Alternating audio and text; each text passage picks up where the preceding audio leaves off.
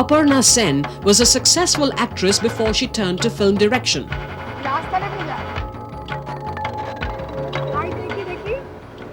In critically acclaimed films like Paroma and Sati, Aparna has delineated profiles of Indian women and sensitively projected their dilemma. One is creating spontaneously, one isn't saying, I want to say this and therefore this is my theme and therefore, that's not the way I make films. It's been a spontaneous exercise. Fashion is her forte.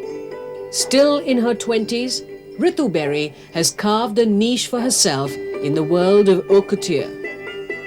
Ritu Berry is today considered one of India's leading designers. The only thing that I feel angry about sometimes is that when a woman goes out for a meeting, she's never taken as seriously as maybe a man would be, because they always believe that a woman has taken up whatever she has as a hobby. It's never as serious. And believe me, most women take their professions very seriously.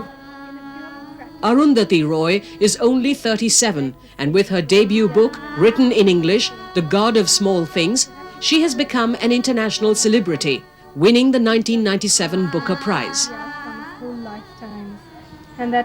Architect, screenwriter, and now author, Arundhati Roy symbolizes the contemporary urban Indian woman who has arrived.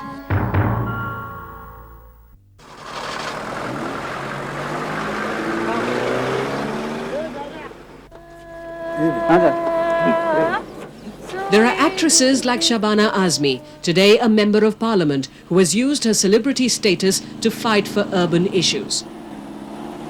It's what one makes of the possibility, really.